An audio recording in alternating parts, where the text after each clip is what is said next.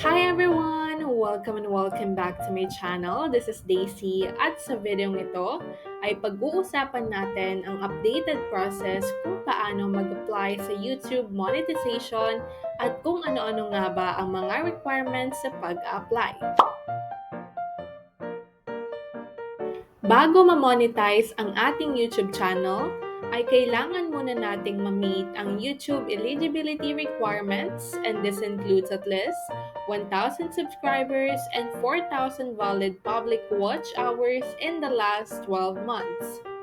Kailangan naka-turn on rin ang 2 steps verification ng iyong channel.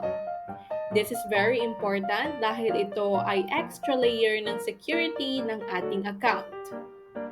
Dapat, sumusunod din ang channel mo sa community guidelines at sa YouTube monetization policies. Kung may copyright issues ka or ano pa mang content na hindi nakafollow sa community guidelines, ay i-resolve mo na muna bago mag-apply.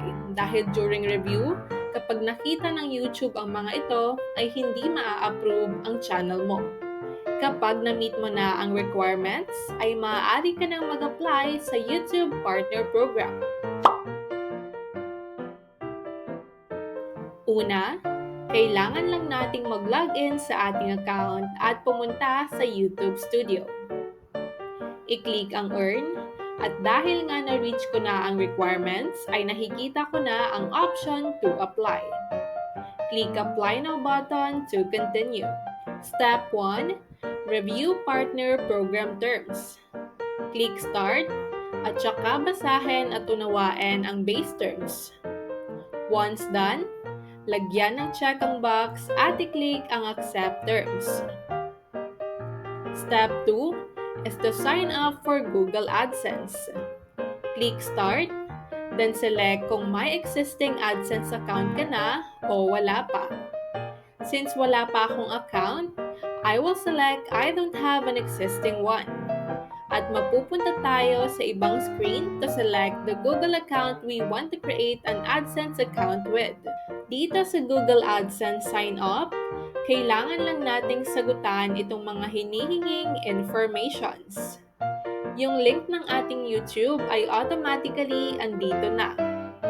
And for Get More Out of AdSense, kung gusto mong makareceive ng mga customized help at performance suggestions, choose Yes. At kung hindi naman, choose No. Next is to select your country or territory. Then put a check on the box if you have read and accept the agreement, then create account. Next is customer information. For account type and name, it is automatically generated, so just make the necessary changes kung may mali sa informations. And for the address, make sure it's correct. No typographical errors dahil dito ipapadala ng YouTube ang PIN mo for verification. And for phone number naman, it's optional kaya nasa sayo kung gusto mong maglagay o hindi. Once done, double-check the info you have provided, then click Submit. Dito, click lang natin ang redirect at mapupunta tayo sa YouTube Studio. As you can see, tag na as in progress ang Step 2. Ibig sabihin, our application for Google AdSense account is now ongoing.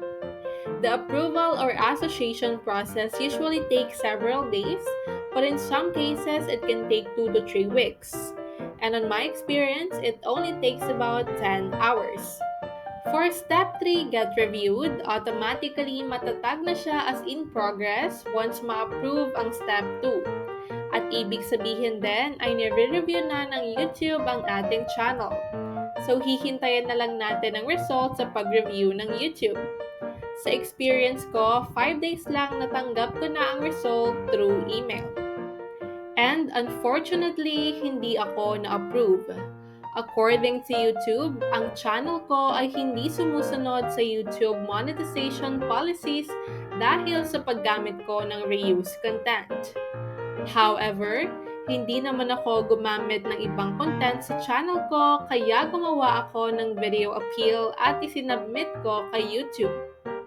After 7 hours upon submission of the video appeal, I got approved. I received a congratulatory message from YouTube through email. And there you have it. I hope this video helps you complete your application to YouTube monetization. And if you find this video helpful, don't forget to give it a thumbs up and subscribe for more content.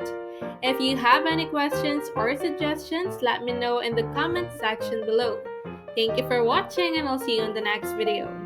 Bye!